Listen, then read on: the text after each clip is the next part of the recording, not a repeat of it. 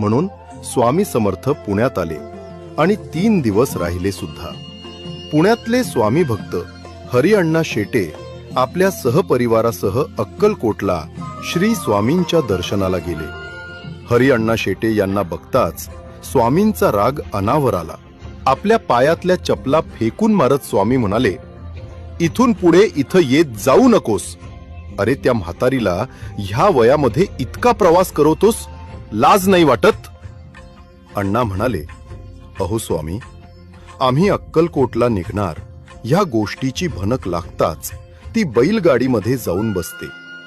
यावर स्वामी शांत होत म्हणाले, आता त्याची गरज नाही. आम्हीच येऊ तिकडे पुण्यात. कधी ते नक्की नाही, पण येऊ नक्की. हरिअण्णा दर्शन घेऊन परत पुण्याकडे निघाले. बैलगाडीचा 3-4 दिवसांचा प्रवास करून हरिअण्णा पुण्यात आपल्या दारात आले. बघतात तर काय, समोर साक्षात श्री स्वामी समर्थ आधीच येऊन ध्यानस्थ बसलेले होते. सगळ्या परिसरात एकच आनंद झाला. हरिअण्णा शेटे यांच्या घरी स्वामी 3 दिवस राहिले. जाताना म्हणाले, आता म्हातारीला त्रास देत अक्कलकोटला आणू नकोस. ह्या पादुका घे आणि यांचीच सेवा कर.